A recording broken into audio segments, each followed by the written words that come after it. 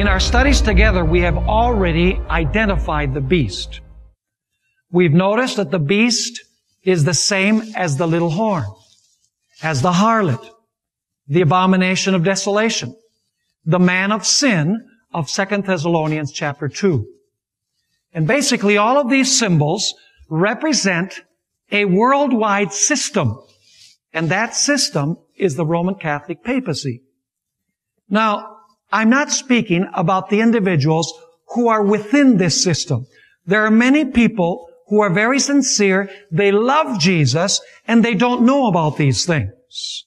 So, don't take this personally. I'm not talking about you. I'm talking about the system of Roman Catholicism. Now, we've identified the beast as the Roman Catholic system. And so, it should not be too difficult to identify the mark of this system, or what is known as the mark of the beast. Now we're going to approach our study from 3 perspectives. I want you to imagine throwing a pebble into a lake.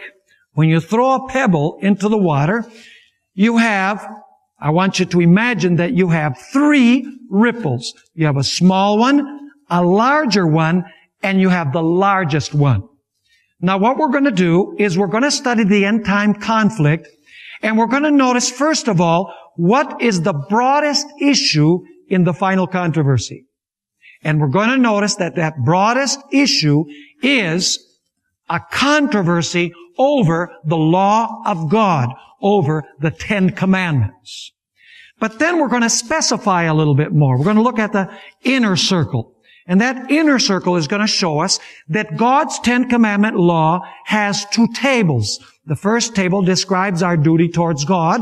The second table describes our duty towards our fellow human beings. And we're going to notice that the end time controversy has to do with the law of God, but more specifically, it has to do with the first table of God's holy law. And then we're going to go to the innermost circle. And we're going to notice that the end time controversy has to do with one specific commandment in the first table of the law.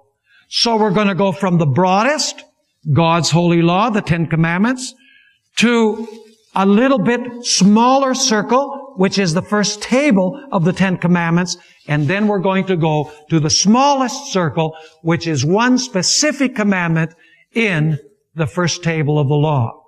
So we're going to notice, first of all, the broadest circle. The great controversy at the end of time has to do with God's holy 10 Commandment law, which the devil hates.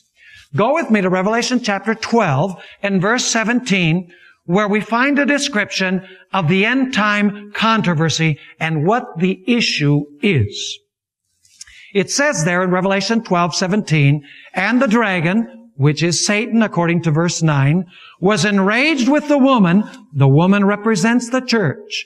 And he went to make war with the rest of her offspring, or as the King James says, with the remnant of her seed.